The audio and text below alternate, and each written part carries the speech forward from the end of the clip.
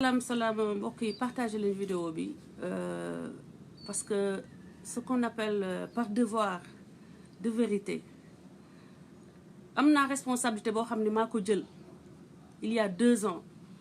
gis benn doomu sénégalais mu am problème ma décidé ni que dama koy jàppale te yàlla tax ndax xol bi nekk xolu yaay, le cœur de mère qui est en moi, le cœur de croyant qui est en moi, tax ma gis doomu aadama boo xam ne musuma ko gis musuma ko teg bët xamuma ay mbokkam xamuma fu mu jóge mu am problème ma takk sama ndigg fii toog sénégalais yëpp di ma xool ma yenu ko comme ni ngay jëlee sa doom wala sa frère ndax bañ mu sanku ndekete yoo ku sanku ba noppi laa dem yenu ma toog fi guddi di live 4 heures de temps d'affilée di ñaan sénégalais yi xaalis pour moom musu leen ma gis ma ñaan doomu aadama xaalis di ko yalwaanal di ko xeexal di yéeg ak wàcc ak ay avocat lu ne ma dugg ci fen bi nga xam ne erreur boobu nga xam ne dugal naa ci des milliers de sénégalais le restant de ma vie en tout cas bokk na ci mission yoo xam ne dinaa ko defal parce que j'ai pris par bonne foi j'ai induit des milliers de sénégalais ci erreur bu mag dugal naa des milliers de sénégalais dans une escroquerie ñu escroquer des milliers de sénégalais dama leen di tegal musique ngeen partager vidéo bi parce que na ma jàppee woon ni dama am devoir envers benn doomu sénégalais bu ma defee ni dañu koo tooñ bu ma defee ni état bi dafa ñëw jaay ko doole noonu laa amee devoir envers le peuple sénégalais tey toog wax leen la réalité parce que je ne suis pas bête bu ñu ma trompé tam j'ai pris le temps de faire les recoupements j'ai pris le temps de suivre j'ai pris le temps d'aller au Sénégal toog wax tooguma sax parce que joxuma ko temps boobu parce que amoon naa déjà une idée de qui était la personne et dans quoi il m'a mis moo tax gis ngeen ci photo yi tooguma ak moom ba tey ji musuma toog ak moom parce que je savais déjà que j'avais affaire à un escroc 100% nag partagez leen vidéo bi par devoir de vérité et par patriotisme tooguma fi di fayantu ak moom duma moromam du moom du man ba may pare moom jógagul man sama yaay ba ma koy teral génnuguma Sénégal ba mu ma naan yow léegi bu ma defalati dara sa rakk yii nga defal ba ñu mën ma defal léegi nañ ma toppatoo yow nga lijjanti yow sa avenir c'était en 2005 la ma sama yaay wax loolu te jigéen laa man waxuma ne googu def 17 ans musul a defal yaayam dara yaayam amul kër yaayam demul Makka yaayam du lekk du naan moom ci boppam ba mu ñëwee ci perron la doon tëdd perron ak matelas ak ay doomam dinaa toog tey wax leen l'erreur dans laquelle je vous ai mis yéen waa peuple sénégalais parce que l'arme yooyu ma doon def Pascal dama gëmoon que dafa am doomu aadama bu état jaay doole dama gëmoon que dafa am une victime et que je devais contribuer à sauver cette victime là non j'étais la victime le peuple sénégalais était la victime Youssou Ndour était la victime Pape Diouf était une victime et tant d'autres personnes te loolu ba ma ko découvrir il fallait ma dellu Sénégal ba ma yegg Sénégal ba jàkkaarloog nit ki ma am confirmation nous avons tous été escroqués képp ku gëm Sénégal tu as été escroqué képp ku bëgg ki ànd ak man taxawoo ci jamono yooyu tu as été escroqué on a été victime d'un escroc point final tooguma fi di tontonteeg moom parce que du doon mukk moom muy man on vient de 2 planètes différentes planète bi ma bokk moom bokkul planète boobu parce que man planète bi ma bokk planète boo xam ne la xolu iñaan bokk ci xolu fen kuy fen bokk ci kuy naafekk bokk ci man duma faral duma xeex Youssou Ndour faral Wally Seck te ñu bokk même chose li ñuy def ku ci nekk yaa ngi xool ni ngay amee ay intérêt ci état bi te yaa ngi koy am donc ku clash Youssou Ndour war a clash Wally Seck sur ce plan là te mës naa ko wax partagez leen vidéo bi ma teg musique bi naan café sama jëkkër moo ma defaral café te ba may xam baa ngi yor sama jëkkër te sama jëkkër ba ma ko waxee léegi laa koy doog a wax que waaju ñuul jooju te salte te ma ko doon xeexal fii nee na man dama ko nopp dafa xàkkataay ba ma ko waxee ni nee na dama ko nopp dafa xàkkataay ba tëdd ci suuf mu ngi nii moo ma defaral café léegi ba ma gisee ma ne ko damay am yu may war a wax sénégalais yi ñu xam kan la ñu amal affaire bi ba ma ko nee mu ne ma Macky Sall ngay wax nanga waxal parce que moom Macky Sall la gis ni moom lay waxal toujours ma ni ko non tey c'est un devoir bu ma am envers le peuple sénégalais ma ni ko entre autres est-ce que xam nga ni diw dafa dee man dama ko noboon dafa xàkkataay ba tëdd ci suuf yeah partagez les vidéos ba ñëw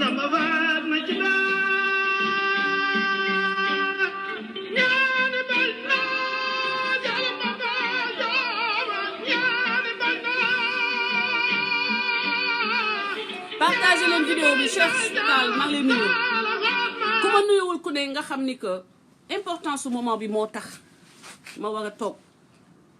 et comme nu ma leen ko waxee woon au début saaga nañ ma fi ndax moom samay xarit bàyyi nañ ma ndax moom samay collègue parce que man dama am métier Sénégal bàyyi nañ ma ndax moom sama waa kër bàyyi nañ ma ndax moom te xam nañ ma bu baax xam nañ ma bu baax a baax xam nañu may kan malgré coow li ñu may indil biir Sénégal ndax moom ndax avant ma xam ko invité naa fi ay ministre invité nit ñu ñi tekki Sénégal ñu toog wax ak man ba avant ma koy jàppale ba mu xamee ni que dañ ko jox ordre de sortie je vais vous dire d'abord la genèse te nee naa leen nekkuma fi di tontu lii ma leen di wax nii c'est par devoir par rapport au peuple sénégalais ëllëg dama leen di wax yoo xam ni comme ça ngeen xam exactement li nga xam ni moom laa noppi booba léegi ndax sutura parce que bëgguma kuy toroxal doomu aadama duma toroxal doomu aadama mais bu demee ba nga xam ni fen dafa bëgg a continuer escroquerie bi mu nekk une escroquerie au patriotisme nara continuer j'ai le devoir de dire la vérité et je suis prête fépp fu ñu am ay imam église wala tribunal ngeen woo ma fa ma ñëw teg sama loxo sur la Bible waat werantewuma ak moom bilay bu leen wax ni damay defanteeg moom déedéet dafa tuuti yéen ñi koy gis itam xamul leen dem leen jàkkaarloog moom c'est même pas mënul sax nekk sama planton su ma doon recruter planton bu bokk ci loo bi du moom lay jël du ma ko jël je vais vous raconter juste loo xam ne il faut que pour l'histoire que les Sénégalais le sachent kii su ma doon recruter planton du ma ko jël su ma doon recruter ku may yóbbul ay lettres du moom lay jël parce qu'il ne paie pas de mine il n'a même pas jëmmu ko sérieux jëmmu ko mën a liggéey li ma leen di wax ak café bi may naan coow li yëpp li ko waral mooy ba ma demee ba ne ko jàkk wax ak moom ñaari yoon ba ma ñibbisee benn yoon prison laa wax ak moom te moom li muy wax nii waa xamul ni que lépp tout est enregistré en prison dugg naa kaso di wax ak moom avant élection yi ne ko ce serait bien que tu te détermines mais ba tey jii waxuma ko jàppal ci bii candidat wala jàppal ci bii candidat dama ko ne c'est bien pour toi que officiellement que tu aies une position enregistrement yaa ngi prison ngir yàlla waaye état bi vous devez travailler avec moi pour que ce problème-là soit définitivement réglé les mensonges l'escroquerie au patriotisme finissent définitivement parce que ba ma duggee kaso néewuma ko jàppaleel diw wala jàppaleel diw ak café gi may naan dama ko ne il faut nga jàppale mu ne ma damaa am ay militants camp yëpp donc damay ŋarale du wax dara du moom mu ngi ci diggante bi parce que en fait moom dafa defe ni àddinam li ci des ci nit ñi lay dundee dafa jàpp ni que li des ci àddinaam dootul liggéey man Françoise may toog di ko dajaleel ay xaalis mu naan damay bale bii douche damay nettoyer bii douche damay tabax bii mur te damaa nekkul ci yooyu parce que du looloo taxoon man ma taxaw fii naan damay xeexal Sénégal dépassé naa yooyu ba ma nekkee xale sax man nekkuma ci ñàkk fayda du léegi fonctionnaire IHA may toog di liggéeyal benn walankaane bu def fi 17 ans mënul am sax matelas bu muy tëdd ba mu ñibbee këram dañu ko jox il faut ma dellu si jeunesse bi ngeen xam que escroquerie bi man may victime bi dans tout gis nga ñi may bind inbox ne ma lii moo taxoon yow ak li ñu lay bëgg yëpp joxuñu la jaruma woon duma ko tontu mais yéen lay leeral seeni bopp sénégalais yi ngeen xam kan mooy waa ji que dañ may escroquer leen saa waaju ñuul jooju te tilim te xamadi dañu ko jox ordre de sortie du territoire état américain moo ko jox kayit ne ko dangay génn Sénégal dangay génn Amérique génnal Amérique balaa ñu la génnee te loolu doon loo xam ne dañ ko wax avant man ma xam ko ma teg si jamono yooyu su ma duggee live bu ma defee 5 minutes 10 minutes am 800 personnes yu may seetaan Sénégal yëpp ñu baax ñi nag ñoo xam ne dañuy ñëw toog Wuri Cissé yaa ngi fi woon Wuri Cissé merci beaucoup xam nga wax day am seede man dama yoroon déjà samay groupe WhatsApp yow samay xarit ay intellectuel ñuy waxtaan yow samay lépp organiser ko benn doomu aadama tontuwuma samay xarit yu dugg ma ne leen tontuwuma de c'est par devoir de vérité pour l'histoire man may liggéey sama liggéey sa waay xam ni que kii su ma jaaree ci moom dinaa am visibilité mu xam ni su ma jaaree ci Françoise Hélène Gaye Sénégal dinañ ma dégg mu bindoon ma nag lu yàgg tontuwuma ko parce que du ma gis sax nit ñi parce que message mooy bëri ba yenn saa damay nit mooy am chance ma daal di toog di xool message yi ñu filtré parce que samay message soo nekkul sama xarit Facebook da koy filtré ba ma demee ci message bi tontuwuma damay wax sénégalais yi la vérité pour que ëllëg kenn dootuñu nax parce que escroquerie au patriotisme moom la ñu dund j'ai été victime d'un escroc et je veux à travers moi il a pu escroquer une bonne partie du peuple sénégalais te su ma fi toogee tey sama café rek laa tëye di naan tooguma fi pour perdre sama temps dama leen di wax loo xam ne dafa bokk ci liggéey bi désormais te preuves yëpp vous pouvez les retrouver lépp lu ma fi daj ña ko doon attaqué dañoo ñëw ne ma kii escroc la dafa la use pour am visibilité te li ngay def gëmul Sénégal boppam lay doxal jour boobu ba ma toogee journaliste bi tudd Seydina Seck di ko jéggalu daf ma woo wax ak man ne ma sister lii génn ci parce que waa ji daf la trompé Seydina Seck maa lay jéggalu dama defoon ni ba tey waa ji dëgg la wax moom moo nekk ci dëgg moo tax ba tey ma xeex ak yow noonu musuma jotee ak yow dama ko défendre te gëm ni que dëgg lay wax moo taxoon Seydina Seck wax ma ni kër yi mu wax du dëgg ñun ñoo ngi pare benn genre commission boo xam ne dañuy leeral fen yi mu fen moment boobu mu jox ma ay éléments quand même ma ni ko ak kon kër yi ay fen la moom mu ne ma waaw j'étais perturbée ci wax boobu ma ni ko man sax yii yëpp dama ci bëgg génn parce que effectivement am na lu ci xaw a bizarre mais xam nga rek boo yërëmee doomu aadama ci diggante bi mu waxtaan ak man et tout ma taxaw jàkkaarloog Seydina Seck defe ni ba tey Seydina dafa nekk di ko xeex que dafa soxow ma jàkkaarloog moom itam il s'est défendu comme il a pu moi j'ai dit ce que j'ai pu et j'ai juré parce que lépp lu may wax mën naa ko waat parce que ci dëgg laa koy teg te pourtant xamuma woon waa ji musuma ko gis su ma waxee ak moom maximum day fekk mu nekk ci place am bi di jaay kuy nekk place am di jaay amul jotu wax ak nit lu bari duñu wax et je dis encore tontontuwuma daggasantewuma c'est par devoir de vérité pour l'histoire Ibou Fall l'histoire doit retenir que nous avons été tous escroqués et ce que je dis je le dois au peuple sénégalais parce que suñ ma escroqué may sagu ne duma ko wax mu escroqué ay ñeneen nit à travers man escroquerie bi continuer mu continuer xamul deful lenn lu dul taxaw di yalwaan parce que dañu ko jox ordre de sortie du territoire américain ñu jàpp ko mu xaar ba ñu jàpp ko mu wooma gis ngeen première vidéo boobu yépp dinaa ko posté sama mur damaa toog sama kër nekk ak sama njaboot man samay doom fu ma toll ñu ngi uufu sama kaw ak sama njaboot mu wooma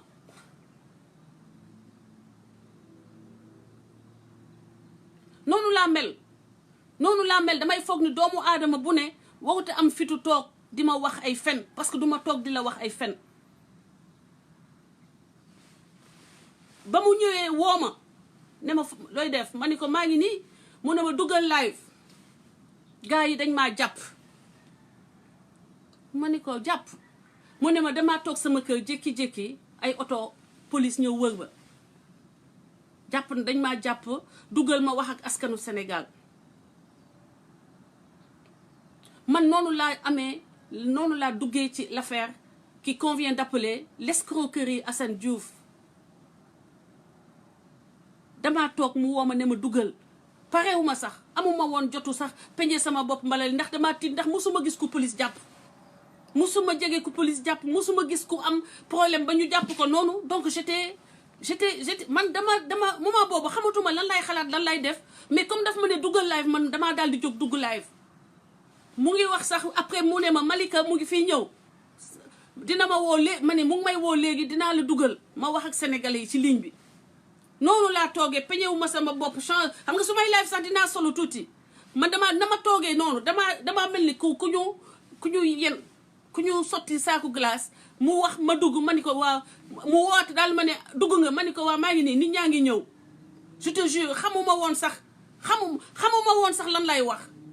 bu waxee mu wax ak nit ñi en direct ne leen commencé saaga waa état bi saaga état bi live bi jeex temps bi jeex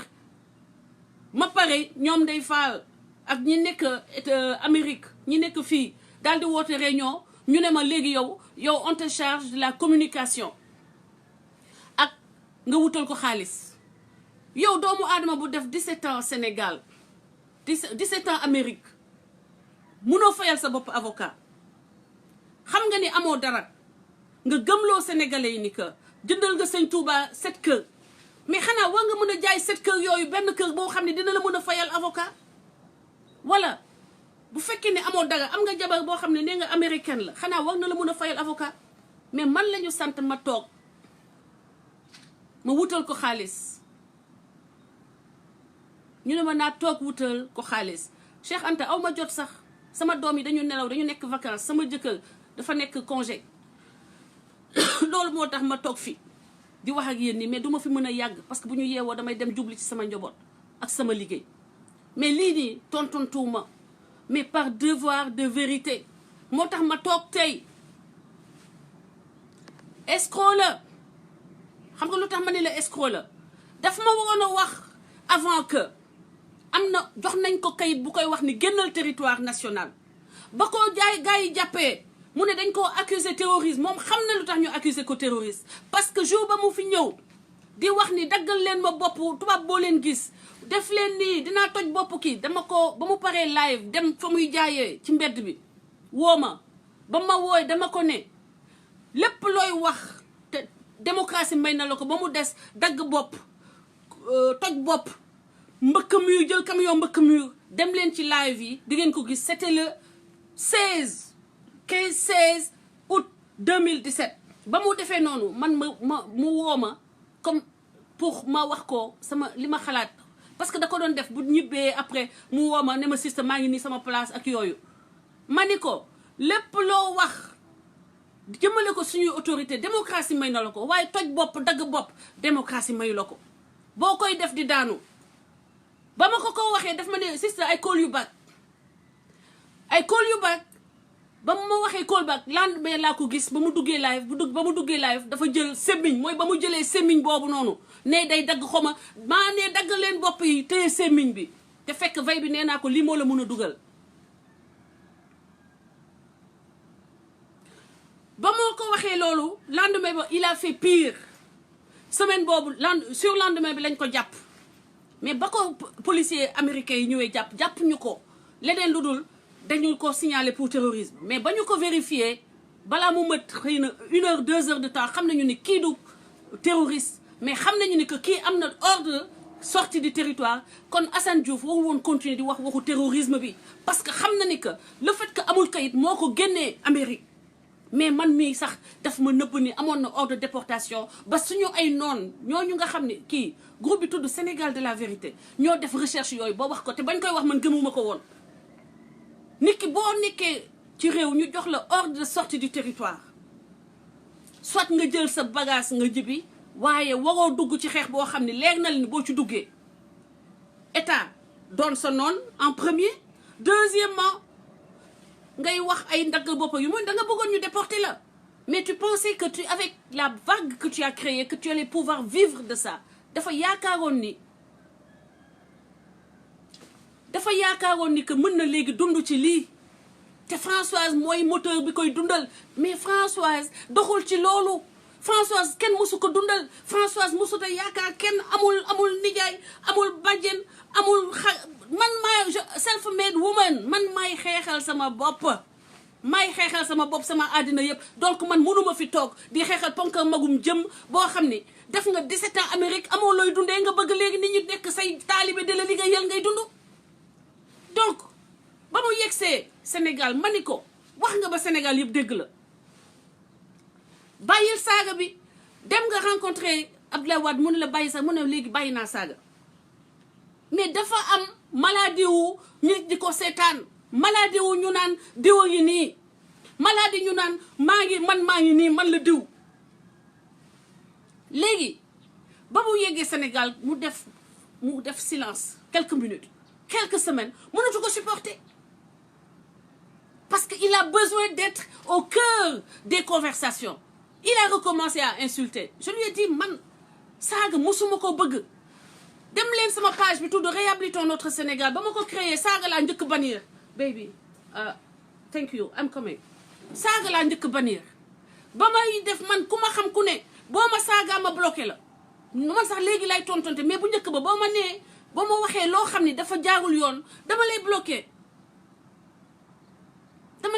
pour maag yow ñu bañ fa nekk di xuloo léegi Assane Diouf yow boo amee ñu ne la kayit bi da nga war a génn Sénégal nga utiliser saaga ba Sénégal yëpp xam la boo amoon tuuti intelligence boo yeggee Sénégal doo toog léegi nga commencé defaraat sa bopp Pape Alé Niang laa woo na Pape Alé Niang boole wax ko jàppale leen ko parce que man bu ma kenn woo may leen ma rek lii par devoir de vérité merci beaucoup Wuri Cissé man lépp lu ma mës a liggéey ku fa saaga da ngay génn saaga bokkul sama yëf mais moom c'était une réponse aux insultes de l'État et je pensais que leçon bi moom loolu xam na ko mais il a pensé désormais vivre avec cette industrie de l'insulte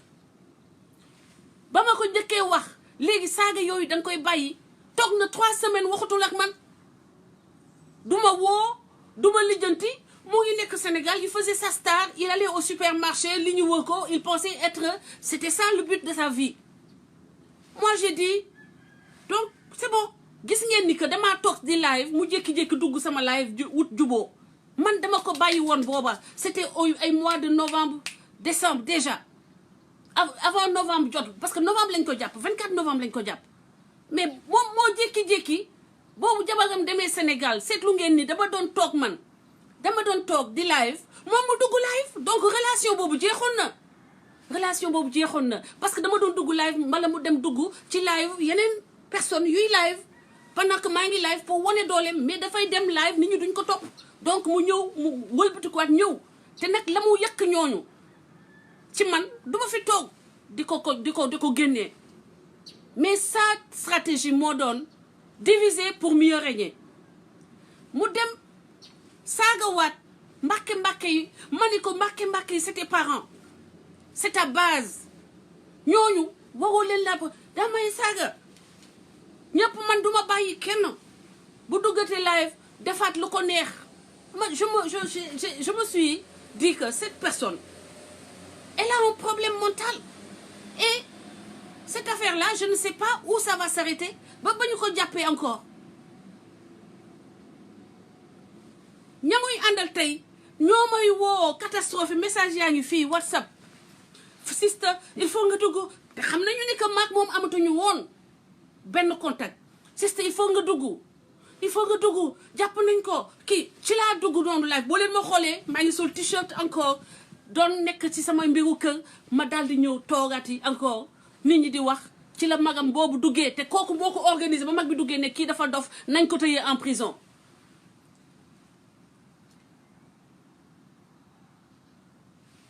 ah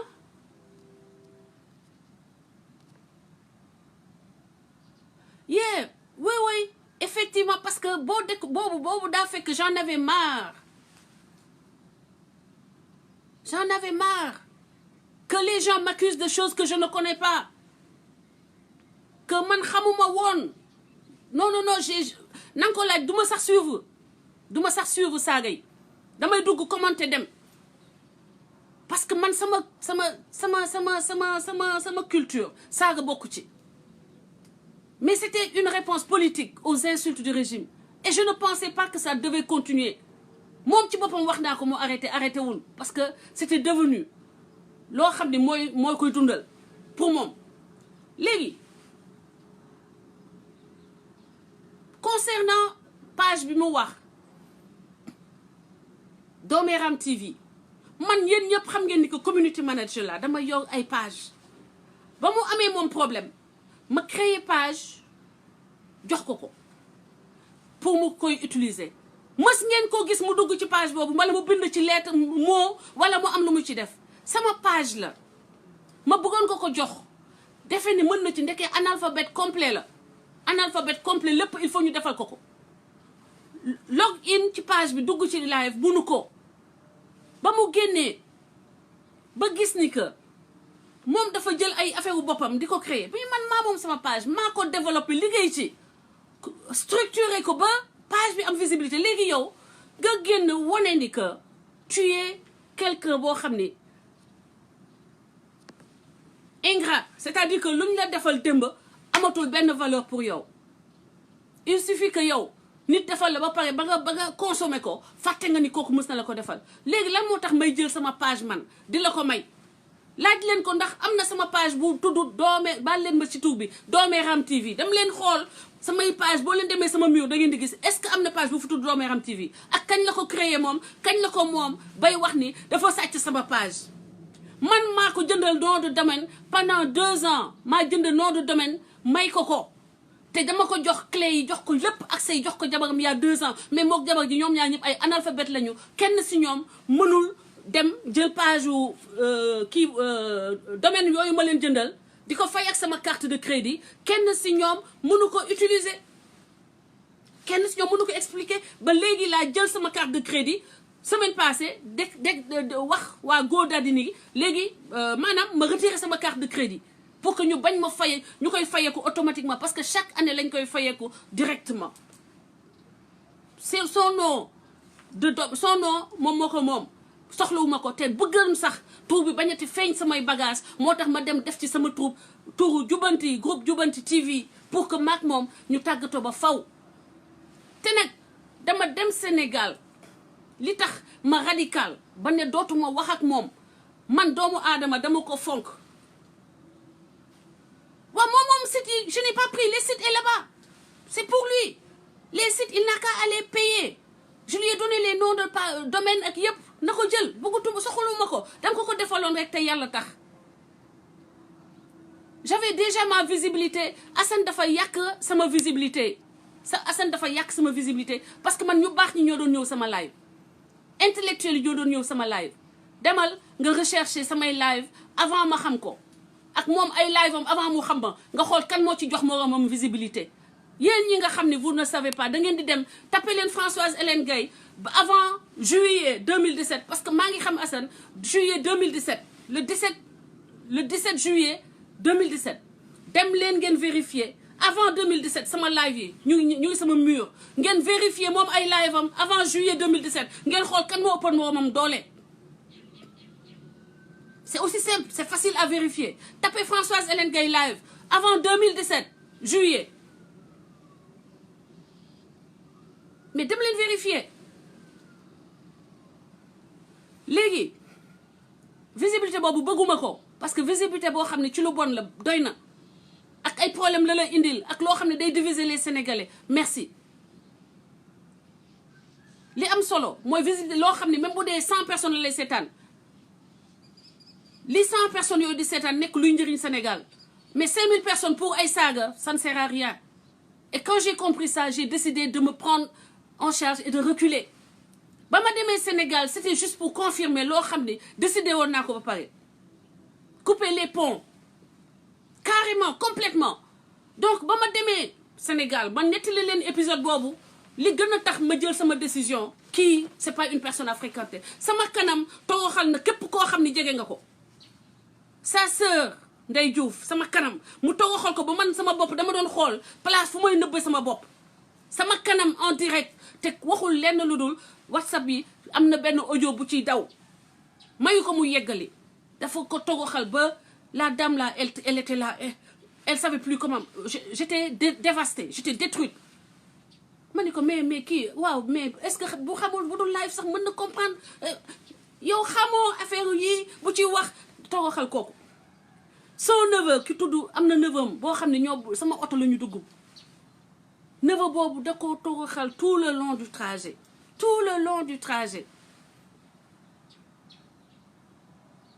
si exactement il a juste besoin de prendre son nom de domaine et de faire tout ce qu'il veut avec son nom j'ai pas besoin de son nom là j'ai pas besoin de son nom et j'ai pas besoin de cette marque là na ko jël jox na laaluma ko sax moo tax ma effacé ko ci samay bagages léegi ba ma demee Sénégal mu toroxal sëram bi nekk Touba noonu la ko toroxalee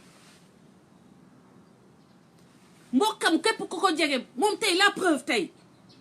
tey day tong seen waa kër amul ku mu ciy nuyu amul ku mu ci wekk amul ku mu ci may jàmm yow munoo bëgg yow ñi nekk say waa kër ñi nga bokkal deret di leen toppatoo bala amal leen njëriñ yow nga bëgg a amal Sénégal njëriñ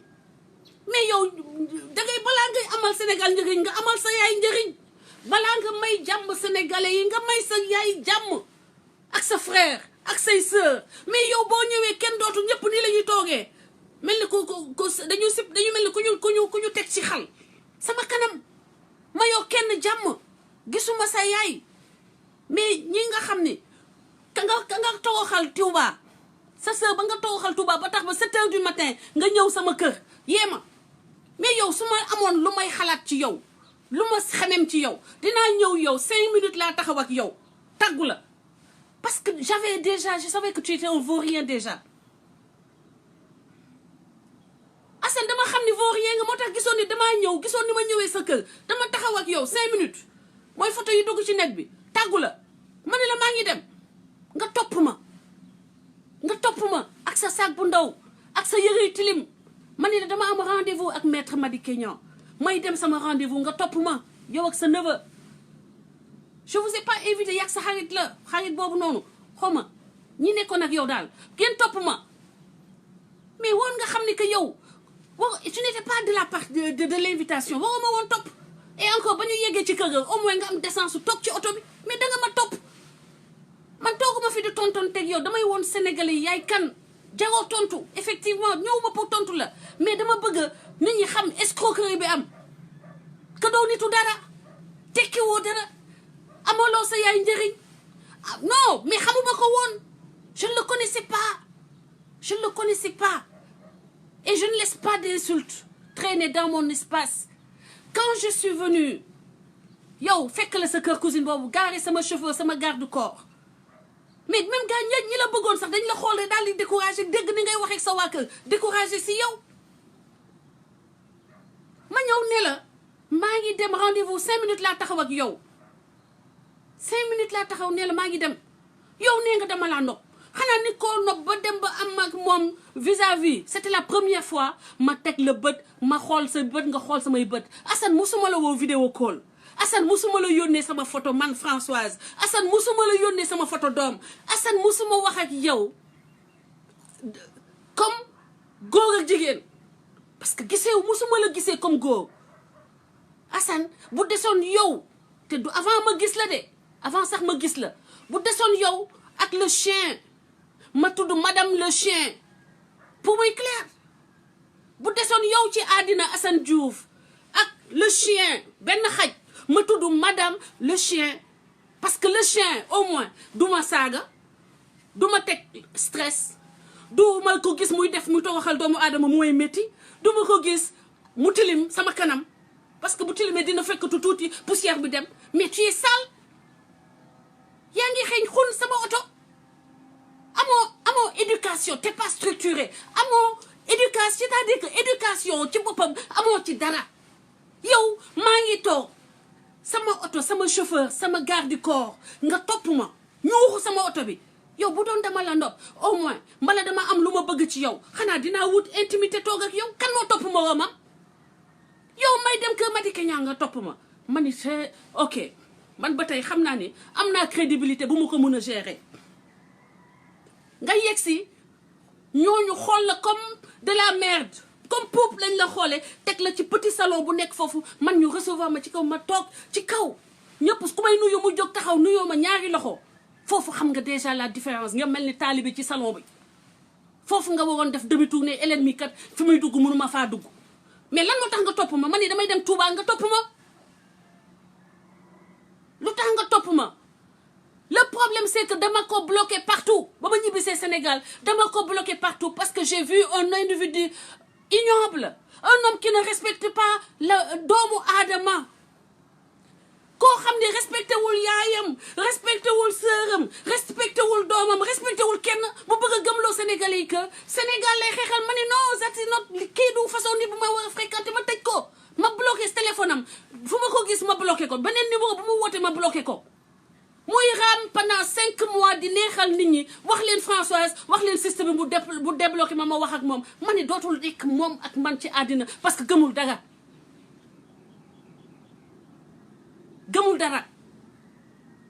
te duma ànd ak moom yow bu fekkee ni sa téléphone boobu maa ngi koy ñaan waa état bi ngir yàlla bu leen ubbi ay téléphone naanam te taxawul te na ngeen ko jël ci page Françoise parce que fenn rek laay waxee ak moom WhatsApp dem leen WhatsApp maa leen ko ñaan yéen waa état bi du xeex naa ak yéen lu yàgg loo leen fa fekk je vous donne maa leen jox je jure sur l'honneur loo leen fekk ci sama diggante wax ak sama diggante ak Assane publie leen ko Sénégal Sénéweb foo leen bëgg ak lu mu mënti doon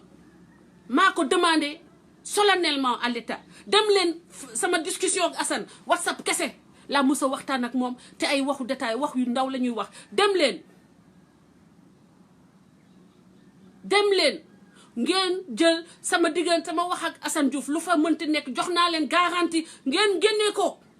ngeen dugal ko fépp foo xam ni journaux bu am Sénégal dem leen maa leen jox sur l'honneur l'autorisation de publier lépp lu nekk sama diggante ak Assane Diouf maa leen ko ñaan bu leen xaal sax moom muy jot téléphone yi bokk pour que mu gën a clair parce que yéen état bi dama leen xeex yéen état Sénégal dama leen xeex am ngeen occasion fayu état Sénégal dama leen xeex parce que gëmuma li Macky Sall di dox xeexuma Macky Sall xeexuma nit man principe lay xeex maa leen jox l'autorisation ngeen ubbi téléphone u Assane Diouf numéro parce que maa ngi doon wax ak moom ci numéro bi nekk 347 numéro boobu jël leen ko ngeen xool WhatsApp bi loo leen fa fekk ngeen publier ma ko publier leen lépp bu ma saaga du ma saf parce que yaayam lay saaga matin midi soir sœuram yi lay toroxal matin midi soir ay bokkam lay toroxal matin midi soir bu ma saaga du ma saf parce que man dama liggéeyal sama ndey liggéeyal sama askan bés bu ma gënee mooy jour boobu lay faatu man gëmuma ni sax xeex bi sama diggante la ak moom lii ma leen di wax ni dama leen ko wax pour l'histoire gis naa say réaction Nafissatou ba pare gis naa ko ba pare amoo looy waaru on découvre les gens on pense connaître les gens man su ma xamoon ni dafa yow ordre de sortie du territoire américain du ma mës a wax ci ay waxam parce que man mii Françoise bu ma américain yi joxee lettre ne ma génnal Amérique su ma nangul jël paas demal sama bopp Sénégal damay toog ñu takk ma yóbbu ma mais du ma leen gëmloo ni que Macky Sall bi may saaga moo tax ñu génnee ma duma ko def parce que dama leen di tromper te c'est ce que Assane a fait dafa escroquer Sénégalais yi parce que bañu ko waree génnee du Sénégal la ko génnee du Macky Sall la ko rapatrié du gouvernement Sénégal moo ko rapatrié dafa gouvernement sénégalais dañ koo signalé fekk moom mu yor dossier bu ñu koy génnee administration Trump du caaxaanee loolu ñu jël ko yóbbu ko moom mu utiliser lii pour que bu yeggee mu mel ni que victime la réponse am amul ci man benn solo léegi par rapport ak allégation sama téléphone sama kii Assane boo musee gis sama xolal sama lii sax musoo koo gis sama avant-bras musoo koo gis du ma la koon balaa nga koy mën a fene bu dee mës nga gis sama avant-bras gis nga yow sa taatu sa ndey ay cëram kon mës nga ko bu dee mës nga gis sa ndey ay cëram mooy ni gis nga samay cër bu dee mës nga flirté ak sa ndey laa wax yow Assane mooy ni man flirté nga ak man yow xamoo gisoo sama yaram gisoo ma musoo ma sax xool vidéo call musuma photo sama bopp di la ko jox man doxuma ci yooyu xoolal Assane doo ku ma mën a defanteel man nee naa la bu desee yow ak benn chien ci àddina ma jël xaj bi nekk sama jëkkër ba tudd madame le chien pour muy clair nit dangay ñem bàyyi fen Assane danga mën a fen ba dugal ma ci sa ay fen ñu may saaga fenkat ma naan ñii lu tax ñu may wax fenkat te damay wax li ma Assane di wax ndekete yow ñooñu ñoo wax dëgg danga fen kër sëñ Touba yi nga jënd fi lu tax mënoo ko jaay def say programme li nga bëgg a def Sénégal lu tax doo jaay këru sëñ Touba yi kër sëñ Touba yi bu dee am na jaay ko te liggéeyal Sénégal bàyyi yalwaan bi man da nga foog ni man dinaa fi toog di yalwaan di la yalwaanal bés bu ne nga ni fii lay bale pour que nit ñi dajale ay xaalis jox la wecc boobu nga dund ci bés bu ne nga ni mur bi lay defal catholique yi soxlawuñu yow nga leen di defaral cimetière yi ñun dañoo am commission bu koy def église catholique dafa am commission buy toppatoo cimetière catholique yi te dafa am temps bu ñuy bale cimetière catholique du n'importe quand nga ñëw di fa def dara non c'est sacré non yow tu penses que yow tu peux te lever un jour aller au cimetière chrétien mais jamais I stop this je m'arrête là parce que li may wax nii lii tome 1 la joxuma leen sax lépp ba ma demee kër Madi Kenya damaa jóg ne damay dem Touba ñemewul dem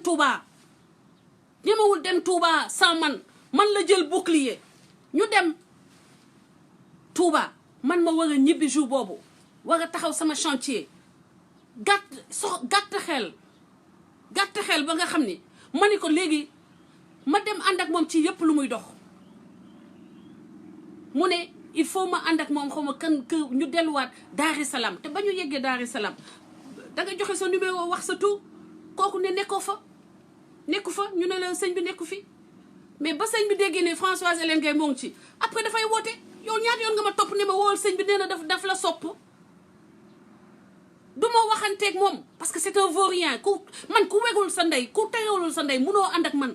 ku fonkul sa ndey doo mun a ànd ak man ku fonkul say waajur munoo ànd ak man gëmuma loolu man sama yaay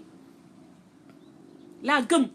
samay waajur samay rak am na si ñoo xam ne dama jàpp ne dañu def ba ñu defee lu ma neexul dama leen koy won mais pare naa ci mais man je vis pour ma famille jour boobu sama biir oto nga toog dangaa wëlbatiku jàkkaarloog man di ma détaillé li ma sol ñaan nga ma sama téléphone ñaan nga ma sama boîtier internet ñaan nga ma samay bon essence wayaan bi nga war a bàyyi te nga dem def yëfu góor yàlla moo gën ngay dóor nii naan nit ñi damaa demoon chantier déedéet loolu danga koy def pour gëmloo nit ñi que dangaa gëm liggéey danga maa woyaan ba xanaa sama yëre rek nga ma newul summi ko jox ma ci laa yow ma je t'ai vu d'une façon horrible gëmoo sax doomu aadama ku gëmul sa yaay munoo gëm sénégalais ku servirul sa yaay munoo servir sénégalais ku servirul say sœur yëkkati leen respecté leen munoo servir say sœur danga nekk kaso ñu may saaga di toroxal sama waa kër ma ni teg waxoo ci de dangay woote pourtant ba nga soxlaa xaalis pour ñu fay sa avocat pourtant doonoo woon wax ak man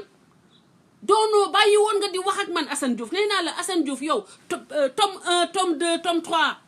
bés bu ne mun naa la toogal wax sénégalais yaay kan le vrai Assane Diouf gëmoo dara dallu Macky Sall bu Camembert moo la gën dallu Youssou Ndour bu fëkk moo la gën dallu Pape Diouf bu pënd moo la gën yow ñi ngay xas yëpp ñoo la gën parce que ñooñu de toroxaluñu seeni waajur toroxaluñu seen waajur yow da nga toroxal sa yaay toroxal sa mag bi nga xam ne moo nekkoon un père pour toi ko doomu aadama bu la jege da nga ko toroxal sa àddina amoo kenn koo wekk amoo kenn koo xam ne te yéene na doomu aadama mu dekk sa wet bàyyil di fen Sénégal yi gëmoo Sénégal tey jii nii lépp looy def c'est pour chercher des relations di am ay weccit yooyu lijjanti ci ñoom Ablaye Wade demoo lenn pour di ko woyaan ay projet yooyu ngay wax naan ñu tabaxal papa Ablaye Wade yow da tabaxal sa yaay kër balaa ngay tabaxal ancien président kër yow tabaxalal sa yaay kër yow yaa ngi doog a am néeg ci xaalis yii weccit yii wadd sa loxo yaa ngi koy doog a am nga bëgg ni dangay dem tabaxale Ablaye Wade ancien président kër à Touba loolu pour nga naxati les esprits faibles ñu lay yónnee xaalis nga mën ci dund wala Abdoulaye Wade kontaan ci loolu nga ñëw mu doog la enveloppe ah nañu waxante dëgg yow man dama la découvrir ñëw bloquer la partout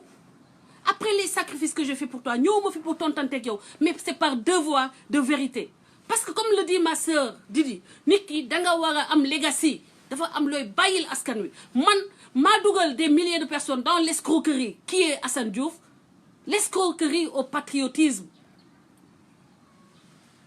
jotewu maag dara moom dara maa ñëw bloqué ko dama ko bloqué parce que dama découvrir ku mu doon ne dootuma jege dootuma wax parce que li muy def gëmu ko gëmul Sénégal boppam lay gëm lu muy dundee lay wut loolu la ma meree ba taxaw di ma saaga loolu la meree waaye dama ko défendre te yàlla tax dama ko défendre defe ni que ci Sénégal lay doxul ak Sénégal doxul ci Sénégal lii tome 1 la introduction la lii nii introduction la politique waralu ko parce que amul enjeu maag moom on ne compétit pas sur les mêmes places waruma woon toog tey sax lii di ko wax mais comme Sénégal dafa bëri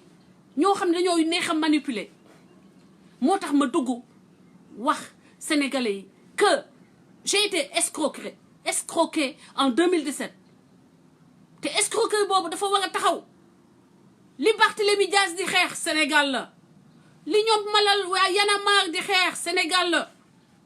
li Marius Sagna di xeex Sénégal la Assane xeexalul Sénégal Assane fi mu ne ni lu muy dundee lay wut te ba ma ko comprendre si laa ñibbi si tëj téléphone am yëpp laa bloqué te internet am yëpp ma bloqué ko fu ma gis page boo xam ni sax xam naa ni moom la ma bloqué ko mu topp ci Sali Diop du ma weddi ñoom soldat wu Mame Diarra ñëpp a ngi fi topp na ay weer pour que ma wax ak moom ma décider dootuma waxateeg moom looloo waral tilimal bi saaga yi ak fen yi Assane bés bu fekkee ne mës nga bés bu dekkee ni yow mës nga flirter ak sa yaay mooy ni mës nga flirter ak man parce que nee naa la mësuma la gis sax pour comme góor yow yaa mës a toog un jour ñëw ne nit ñi nee nañu danga ma nopp yow Assane yaa ñëw ne ma nit ñi nee nañu yow danga maa nopp ma ni la Assane sur la tête de mes enfants ma ni la Assane Diouf xoolewuma la sax góor xememuma la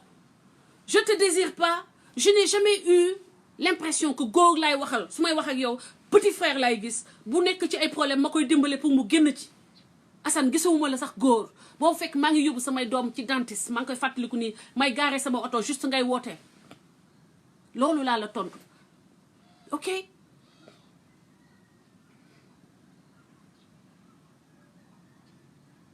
Assane musuma la xoolee góor te ba tey jii bu Assane mënoo bokk ci façon góor bu ma mën a jege xanaa yow xooloo sa bopp bu ma yóbbu ci domaine boobu parce que dama la seexlu mënoo sama yaram ci boppam su ma la jegee day am urticaire bu ma la jege woon man ñi ma xam nañu ni ma seexloo Assane yow soo ma tegoon sa loxo sama kaw boo moytul da foofu damay am ay bouton gis nga New York laa dem am ay bouton dama seexlu xoolal dama seexlu te xam nga lu ma tax a New York salon chinois laa dem chinois yi defal ma waxing ma am ay bouton tellement sama yaram dafa seexlu yow ba nga taxawee ak man 5 minutes laa pare ci laa la tàggu tëj kees Assane Diouf jeex na lan moo tax nga topp ma may dem Touba nga topp ma bëgg passer ak man toute la journée mais si vraiment yow Assane man dama la bëgg mais xanaa ba ma nekkee Touba ñu dalal ma nga bëgg ñu gàtt xel nag bëgg a jël sama oto bi ñu ma affecté bëgg a dem ak moom ma ne ko Assane chauffeur bi da lay déposé ñëw indiwaat sama oto bi fii lay fanaan dëgg lam déet yow li nga ma megee moo bëri danga ma doon xool di détaillé li ma sol te buñ ma waxee ni agresseur nga woon du ma ko weddi parce que xoolu agresseur nga ma doon xoolu sàcc yow du da nga dañ la fi nga dëkkoon yow naka la sàcc di xeexee ay sàcc déjà Assane da nga doon sàcc seen waa kër non nga ñëw fii New York kala dalal du da nga ko sàcc ay oram ba tey ba sànq Naara Cissé la tudd dangaa dem dajji armoire am jël ay oram sàcc ko ba tey ba sànq Ousmane Tounkara bi lu la booleeg moom du dangaa sàcc permis de conduire am sàcc permis de conduire am dem ñu def nga am ay kii yu bëri ay sanction ay kii yu mu war a fay dafa mu fekk la fi nga nekk ngeen histoire mu jël mu nangu permis du loolu tax ay at amu leen waxu leen contacté lu tax yow bañ la jàppee woowoo ñooñu ña doon tëdd ak yow ci benn lal coxo ak ay xaadim kase lu tax woowoo leen parce que ku la xam du dugg sa affaire ku la xam du la jege moo tax ña la xam kenn jàppalewu la man nga dem nga ciblé ma man nga xam ne xam nga ni xamuma la xam nga ni damaa xër ci Sénégal xam nga ni dama am xol bu rafet man nga woo dugal ma ci say merde ma topp la ndax bëgg Sénégal ndax ni ma xëree ci Sénégal nit ki lu mu bëgg ci nga koy naxee nga escroquer ma dugal ma ci sa waxu dof dugal ma ci sa wutum xam nga ni dangay dem loxo neen liggéeyoo nga bañ a wàcc Sénégal loxo neen après 17 ans nga ni naa créé lii histoire bi nii pour que nit ñi ne dañ ma déporté moo tax ma ñëw loxo neen escroquerie bi foofu la nekk parce que man dama gëmoon ni patriotisme la ma nekk di lu jéem a dugal ci nit ñu baax ñi ma nekk ne dama lay sauver yow nekkete yow dangaa walankaane dangaa tas dangaa toogaxal say waajur tooxal say mbokk sàcc fii Amérique ba sonn sàcc nit ñi ku la héberger nga sàcc ko yow nga daal di ñëw léegi demal waxal ooru Naara Cissé yi nga sàcc permis Ousmane Tounkara bi nga sàcc foo mujjee ak moom yow ngay sàcc nga ne dangay xeexi ay sàcc tu as toujours volé toute ta vie yow Assane man li tax ma bloqué la bu dee bloqué bi la métti maa la bloqué parce que du ma ànd ak sàcc du ma dox ci ay caaxaan te dama la découvrir xam ni gëmoo ci lenn bu la neexee xoolal yow koo saaga du ko saf ndax sa ndey day xëy suba ba jant sow di jooy naan la sa dund bi dee ko gën naan la lii dee nga dee moo ma gënaloon ba nga nekkee kaso xoolal ba nga nekkee kaso yaay faal moomu ngay wax xam nga yàlla bokk koñ ba mu ñibbisee dafa ne seen waa kër bëgguñu nga génn Fatou Ndiaye du ma bàyyi ma fen soldat wu Maam Jaara du ma bàyyi ma fen Papa Ndiaye du ma bàyyi ma fen mu ne ma bàyyi leen kii Sénégal kenn faalewu ko je ne savais pas tout ça parce que il m'a fait croire qu'il se battait comme moi pour le Sénégal nekkete dafa am ordre de déportation ordre de sortie du Sénégal bind leen poser leen seen question nee naa leen lii tome 1 la te deneen yeneen a ngi ñëw lii yëpp liste ay yu ma leen war a révéler la te des na yeneen doo nitu dara gëmul Sénégal toog 17 ans Amérique amoo looy dundee amoo kër amoo oto amoo lenn nga daal di ndax sénégalais yi pour que yow nga jógee ci boo ci jógee léegi ci Sénégal ngay dundee nga teg ko fan nga foog ni fen bi man dama ciy continuer ma ñëw bloqué la maa bloqué sa ndey maa la bloqué partout ngay wër nit ñi naan Françoise dama ko bàyyi yow laa bëgg a liggéeyal yow laa bëgg man yow maa la wax man waxuma ak yow sax danga ma woo ngay wax di wax ma naan la nga pare ma tëj say téléphone bu ma gis yaa ko moom ma bloqué la téléphone boo numéro Facebook bu ma gis sa bos ndongoloo bi laa njëkk dem bloqué bloqué lépp loo xam ne gis naa ni jege na la ma bloqué ko Sali Diop wax na ba sonn ma ni ko du ma wax ak moom lu may wax ak yow lu may sëkkateeg yow te nga escroqué ma xam ni escroqué nga ma xam ni à travers moi tu as trompé des milliers de Sénégalais man may continuer di wax ak yow pour lan foo waat baal leen ma ak peuple sénégalais je l'ai soutenu parce que c'est un Sénégalais man fu ma gis Sénégalais sonn su ma mënee sama kër laay ubbi dugal la fi su ma mënee sama lekk laa lay jox sama xaalis lu ma mën dinaa la ko jox. Je l'ai soutenu mais je savais pas que c'était une escroquerie. Non, je n'aurais jamais parlé xam nga nawuma woon wax jamais de la vie doon ma ci woon wax mais fen bi comme dafa continuer ma gis ni fen baa ngi continuer di prospérer ma gis ni que dafa fen bi léegi man sax daf may cibler di fen te mu xam ni que dundam mu ngi ni sama loxo dundam may sama loxo c'est mensonge c'est li mu sàcc man nit ñee ñëw jox ma say information demal wër Sénégal nga xool demal ngay saaga ay ñu la gën Youssou Ndour maa ngi lay baalu ak Pape Diouf ñi yow xaalisu état bi de kii na moom duma leen baalu ak di ko sàcc mais moom si boppam sàcc la maa ngi jégalu yow sama xeex naa ak yow ba sonn mais maag yow yegguñu fii effectivement mais kii dafa il faut que ñu démasquer ko sénégalais yi bàyyi de gëm ni ko Sénégal lay xeexal kii il se bat pour sa poche il se bat pour exister il se bat pour sa survie xeexalul Sénégal gëmul Sénégal mënoo gëm Sénégal te gëmoo sa yaay man sama yaay dama koy sukkal ne ko ñaanal ma sukk damay sukk dama koy sukkal sama yaay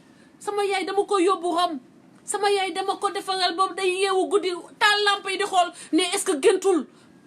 yaa ngi dégg man duma sa morom te loolu génn gu ma Sénégal man te jigéen laa cagatawuma sàccuma mësuma sàcc mësuma cagatu gis nga sama jëkkër ji ba ma ko nee danga wax ni man dama la xemem wala dama la nopp dafa xàkkataay xoolal su ma nekkoon kuy taxawaalu munoo tëye sama sac man sama dégagement sama sac yow ngay nekk ku may tëyal sama sac munoo ko amoo présentation pour mun a di tëye sama sac foofu rek laay yem parce que du man muy yow man dama ne côté personnel lay baalu ndax à travers moi xëy na def na ba foog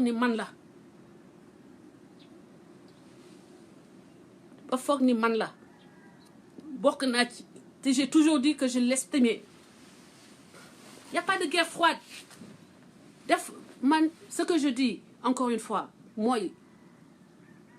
nañu ma jiiñ lu nekk mais au moins je me trompe de bonne foi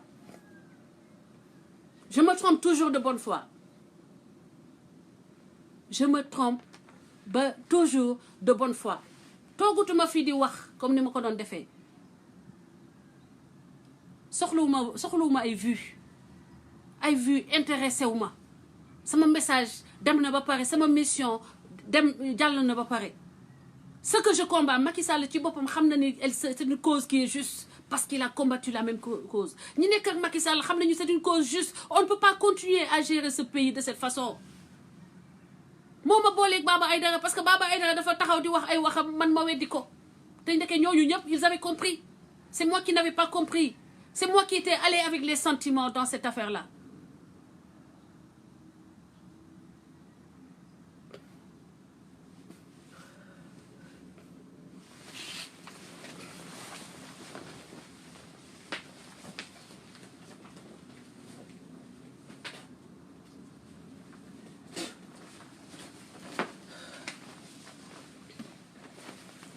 sama gars yi lii comme je vous le dis lii tome 1 la woon rek te ngeen déglu bu baax li ma li wax ngeen dégloo ma ak xel nekkuma fii di tontontoo qui que ce soit mais je vous ai dit que c'est par devoir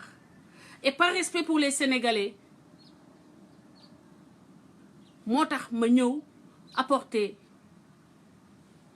une clarification tontontewu ma kenn ndax du maag moom te du ma sa doon maag moom li ko métti nag c'est son problème moi je suis pas là pour travailler pour qui que ce soit je suis pas là pour travailler pour un énergumène qui a peur d'aller se mouiller le maillot man je me suis toujours mouillé le maillot bu ma nekkee Sénégal damay xeex sama live dama xeex sama àddina xeexal samay sœur xeexal sama yaay ku bëggul a coono nag ku bëggut a liggéey sa affaire la mais tu vas gérer seul vie yu bëri dañ kumpa rek la du question bëgg ndax ba mu soxlaa fay avocat man la woo de la prison saa yu ma wooyee de la prison am na soxla xoolal dafa may woo de la prison ne ma maa ko tey mu naan ma hi man ko hello oui man la man ko yow kan yow sister Assani ok waaw wax moom moo ma ne Ousmane Tounkara ànduma ak moom la prison il a pas fait pour la patrie c'est justement là le problème prison la nekk di ma woo pour mu wutal ko lu muy fayee avocat ma takkaat sama sër woo samay xarit ñu dajaleel ko en 2 jours li mu fayee en tout cas reliquat bi mu fayee avocat boobu daa fekk mu joteeg Ousmane Tounkara Ousmane ne du ko fayal mais yow nit ki li 17 ans aux États-Unis munoo fay say avocat man yaa tax man ma am problème ba damaa jël avocat man fay ko $5000 ak poussière pour ñu bañ ma déporter sama dossier dañ koy yóbbu immigration jox ko ndaw si nga xam ni moo gën a soxoo ko nga xam ni sax dafa nekk under investigation fii benn chinoise boo xam ni dafa déporté ba déporté un américain citoyen américain ndaw si coché sama case que man dañoo deny sama case ñu naroon ma déporté te yow yaa tax sama avocat bu nekkul woon ni dama ko teg pression chaque jour mu toog di ko suivre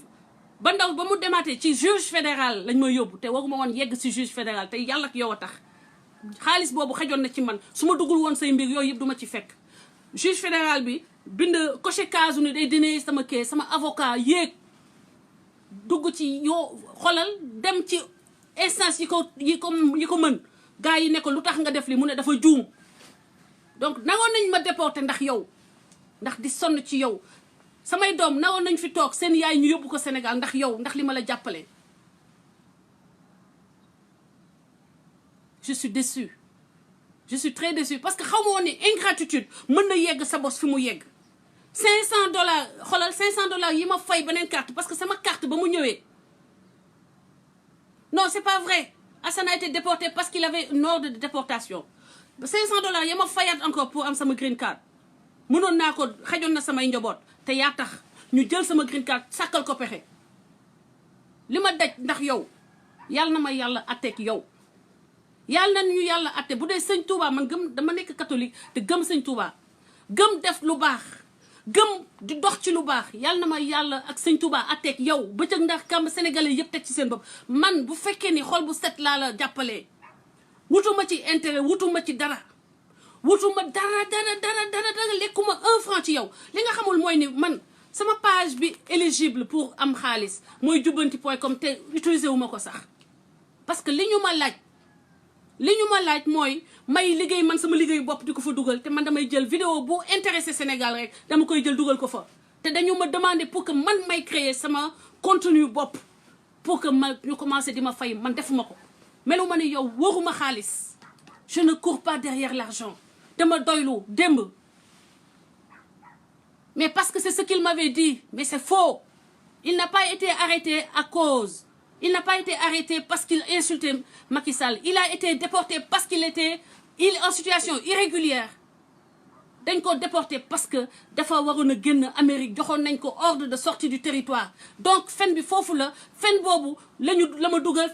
ma dugal ci ñëpp looloo am te dëgg bi laa leen di wax loolu mooy c'est la vérité dépôt Macky Sall déporté wu ko dafa nekkoon en situation irrégulière je ne le savais pas il me l'a jamais dit et te loolu moo tax ma gën ko mere parce que waroon na ma wax ni dama yor ordre de sortie du territoire américain ba mu may dugal ci xeexam yes amoon na ko xam na ko mu nëbb ma ko soo ma waxoon ni man Sister Françoise man dama jot ordre de sortie du territoire sénégalais américain dañ ma wax naa génn Amérique su may wax ci yow su may xeex ak yow dinaa xam feneen laa koy teg mais pas ci anam yaa ngi ko doon defee mais danga ma nax askanu Sénégal danga ma fen askanu Sénégal te lépp looy yëngatu fen la lii ngay wax gaa yi nii man li nga ma fenal moo ma tax ma gën ma leer ni que da ngay fen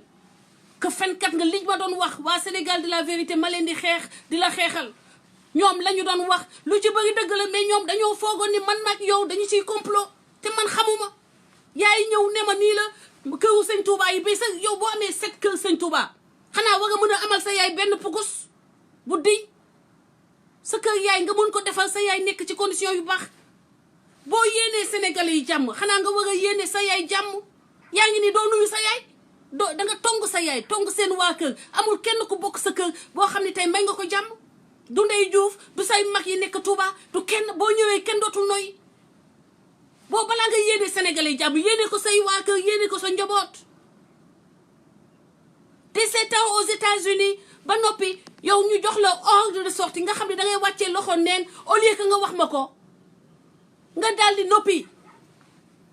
ndax ma moom moo tax Macky dina kontaan te Macky dafa war a kontaan parce que ci dëgg la ñu war a dox ci dëgg la ñu war a dox ba ma découvrir fen yi ba ma demee Sénégal 5 minutes laa taxaw ak moom ne damay ma ni ko maa ngi dem mu topp na ma que Madikénian topp ma Touba muy ñibbi si mu bëgg ma fa tey ma ni ko damay dem j'ai mon avion mu mel wàcc oto bi claqué ma porte bi pour koo xam ne loolu yëpp def na ko ci yow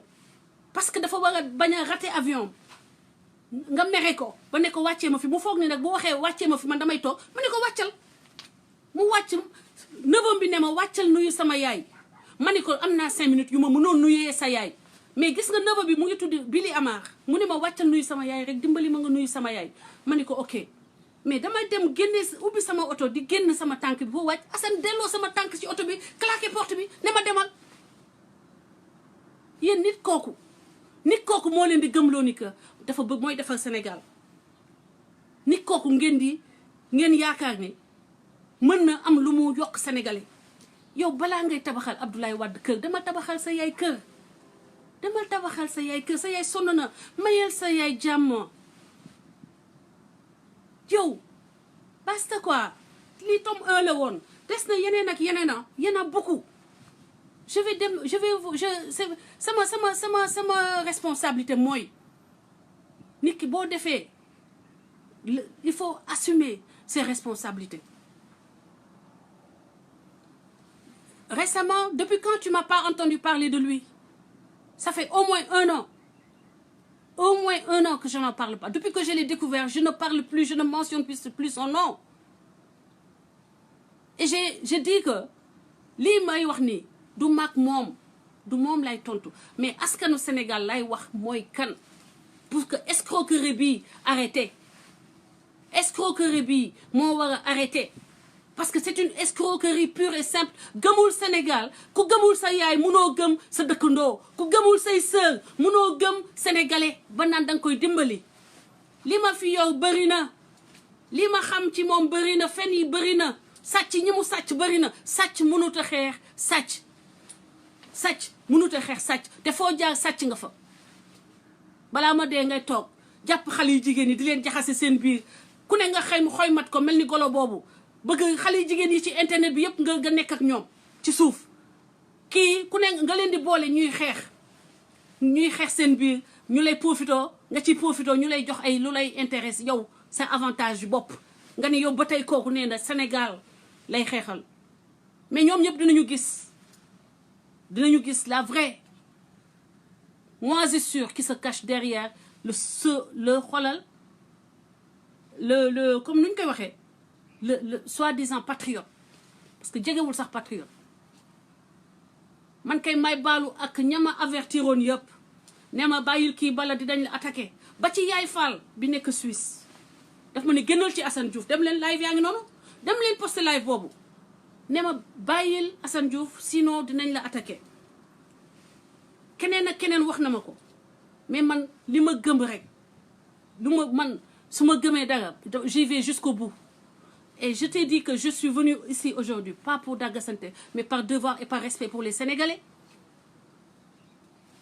maintenant toutes les moisissures qui n'ont pas pu être à mes côtés dafa bëri ñoo xam ni Facebook bi dañoo amul mbokk amuñu ku ñuy àndal amuñu ku ñuy waxal dañuy ñëw transférer si man ay sentiments je ne retiens de lui que la grande gueule. La grande gueule. Parce qu'il n'est même pas gérable. Il n'est pas employable. Parce que du jël consigne, du déglu, et il est très... Il n'y a pas de renversement. C'est ça la réalité. Je me battais contre les Sénégalais parce que je croyais qu'ils disaient la vérité. Mais il dit... Au départ, nous avons tous été arnaqués. Loolu mooy sama conclusion pour tey. Di leen jox dox ndaje pour la suite. Parce que li ci des bëri na. Xoolal dem leen ci Facebook bi ngeen wuti vidéo Mame Cheikhou. Mame Cheikhou xam na ko bu baax. Mame Cheikhou nga war a waxal. Ok? Dama wax ak Mame Cheikhou. Ñooñu ñooy say moroom. Ñooñu ñooy say moroom, ñooñu nga war a àndal te ñooñu nee nañu yow lañu soxla. Demal wax ak ñoom. Mais Assane du patriote. Assane du lenn lu dul un escroc qui utilise le peuple pour survivre. Parce que def na 17 ans Amérique. 17 ans Amérique. Amul lu muy ñibbee Sénégal. Ñu jox ko ordre ni génnal Sénégal. Mu utiliser sama plateforme parce que dafa amoon visibilité. Mu utiliser sama ni ma xëree ci Sénégal pour mën a arnaquer les Sénégalais. Gëmloo leen ni que patriote la, que day xeex pour Sénégal et que war nañ ko mën a jàppale. Mon message pour le Sénégal, c'est il y a des patriotes qui se battent. Nañu ànd xeex li nga xam ne mooy à la base balaa nga juban ne da ngay xeexal Sénégal yow da ngay jub. Balaa ngay xeexal Sénégal yow da ngay jub. Man nag am naa droit bloqué la. Am naa droit bloqué la. Maa bëggatul wax ak yow. Maa bëggatul sekk ak yow lenn. D'accord? Am naa ci droit. Dooméram TV sa tour la yaa moom tour bi jëlal. Mais man samay page Facebook duma la ko may. Duma la may dara. Woyaan nga ma. Ba ma gisee da nga maa woyaan sama téléphone. samay bon essence. Samay lan encore sama boîtier internet. Lu ne nga ma demandé. Lu ne nga ma woyaan. Page Facebook bi maa ko créé. Maa ko moom. Képp koo xam ne xoolal wax na ni yow yaa ko moom day wax lu dul dëgg te yow sa bopp fenkat nga wax ma kañ nga créé page bi kañ nga ko moom ak loo ca def mais say fen léegi man sama liggéey mooy di démasquer say fen saa yow taxawetee fen ma taxaw wax say saaga nag ne ko ñenn ni waxee woon ya nga ma saaga démb ya nga ma saaga avant ma xam la ya nga ma saaga démb ak ya nga may saaga à venir bàyyi naa la ak yàlla ku saaga sa yaay saaga say sœur saaga say mbokk boo ma saagaa du ma saf kon amul sama mbokk bu ma saaguma sama yaay jomb naa di saaga ok yow nag lii mooy sa legacy bés boo génnee àddina les gens iront pisser sur ta tombe je ne pense pas qu'on le fera sur la mienne parce que lu baax laa ji samay dëkkandoo lu baax laa ji samay mbokk lu baax laa ji sama yaay dama teral sama yaay man te génnaguma woon Sénégal donc du yow du mag yow ok képp koo xam ne nag à cause de toi à cause de moom waaju ñuul jooju te salte tax nga ba ma saaga la saagawuma kenn sax tax nga ma wax la wax bu nakari maa ngi lay baalu ak du fond du cœur maa ngi koy tuub te dinaa ko confesser parce que léegi man am naa conviction ni que am na ñoo xam ne amal naa leen ak parce que bu doon ci dëgg la ñu dox bu doon Assane dafa nekkoon ci dëgg ma jàppale ko ci dëgg du ma ci am problème yii ma ci am nekk na kaso di yow di ruux nit ñi ñu may saaga di poster samay mbokk ba ma ñëwee wax ko daf ma ne gis naa lépp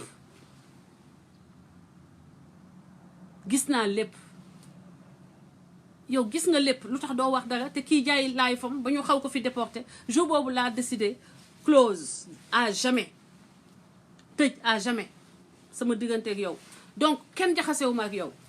bu ko fi wax dafa doy Omar Ndiaye dafa ñëw pour jubóoli ma ak yow di wax ma ni ko kooku àddina xolal over my dead body ma dee bu ma dee xëy na mën nañ ko indi mu jege ma waaye dootuma jege ci àddina yow kay man bu dee dama la bëgg xanaa su ma la gisee dinaa wut pexe boo xam ne dinaa gisanteeg yow mbala ma nekk Sénégal ñu bàyyi la dinaa def tout gisanteeg yow mais j'ai pas voulu te voir je t'ai vu je t'ai rencontré dernière minute 5 minutes laa la may li ci des nga topp ma may dem Touba nga topp ma yegg fa xuloog sa waa kër fajar nga ñëwaat sama kër mayu est-ce que sa ba tey gis nga sama kër googu fi ma dëkkoon xamoo sax nu mu mel parce que ci biti nga taxaw parce que nu ma sax du ma jigéen bu ñuy xool di ko ñeme du ma jigéen bu ñuy xool di ko ñeme donc ces téléphones yooyu maa ngi ñaan waa gouvernement bi ubbi leen téléphones yi te ngeen ngir yàlla génne leen ko devant huissier génne leen ko lii nga xam ne man Françoise maa ko waxanteeg moom lépp teg leen ko sur la place publique bu leen xaar sax moom mu koy ubbi jëlal leen ma ko man maa leen ko sant ok so pour la ça c'était une introduction kese introduction li ma leen war a wax ci moom bëri na patriote bu mu nekkee patriote tam patriote buy sàcc la patriote buy fen la patriote boo xam ne gëmul Sénégal boppam kese la gëm patriote bu amul lu muy lekk amul fu muy tëdd amul lu muy naan la preuve bés bu nekk ngeen gis ko mu live ci beneen kër beneen place man sama kër laa dëkk ok sama kër laa dëkk yaa ngi dégg man nee naa la soxlawuma la sax planton soxlawuma la sax planton wër na yàlla su ma doon def sélection man planton du yow lay recruter tu n'en as ni l'allure ni la prestance présentation planton sax amoo ko a fortiori un homme censé entrer dans mon intimité tu n'en as pas les dispositions mais regarde-toi regarde ta bouche xoolal sa gémmiñ rek fii rek ngay focus santuma la leneen focusal sa gémmiñ nga xool nga xam xamoon kan moo lay xool di la bëgg putain maintenant pour finir le combat c'est pas nous le combat c'est la malgouvernance le combat c'est nos ressources qui sont en train d'être vandalisées les générations à venir génération yi ñëw ñu ngi leen di xañ possibilité yu ñu mën a defaree seen àddina ñu bañ a dund lii ñuy dund ñun maintenant man du man ak un raté parce que raté wu ma sama àddina musuma raté sama lenn sama àddina ok so kenn musuma fase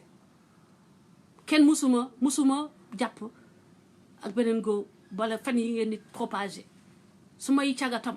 caga bu la jomb laa yaa ngi dégg te caga bu gën sa ndey gën say mbokk yëpp nga am fii ok instant bii nii caga bii man mi ngay jiiñ caga maa gën sa ndey parce que du ma jur doom bu mel ni yow wasalaam maa ngi leen di jéggalu yéen ñëpp nag maa ngi leen di jéggalu yéen ñëpp te foogoon naa ni man yii dootuma ci duggati man amuma jotu wax bii li may dox léegi ci def li ma gëm le dialogue islamo-chrétien le Sénégal uni prospère et indivisible ok voilà loolu rek la loolu moom fi tax a toog loolu moom ci lay yëngudu Omar Ndiaye dina dugg en live dafa doy suivre leen dafa doy parce que moom itam Assane da koo saaga sosol ko dans un instant merci excellente journée à tous bu tëjee case bi rek ma tëj case bi am na yeneen ak yeneen yu ma xam ci moom nag bu baax a baax case bi bu ko bëggee close ci moom la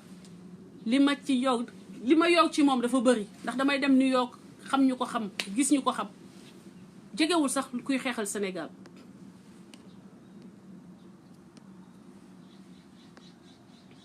excellente journée à tous que Dieu vous bénisse merci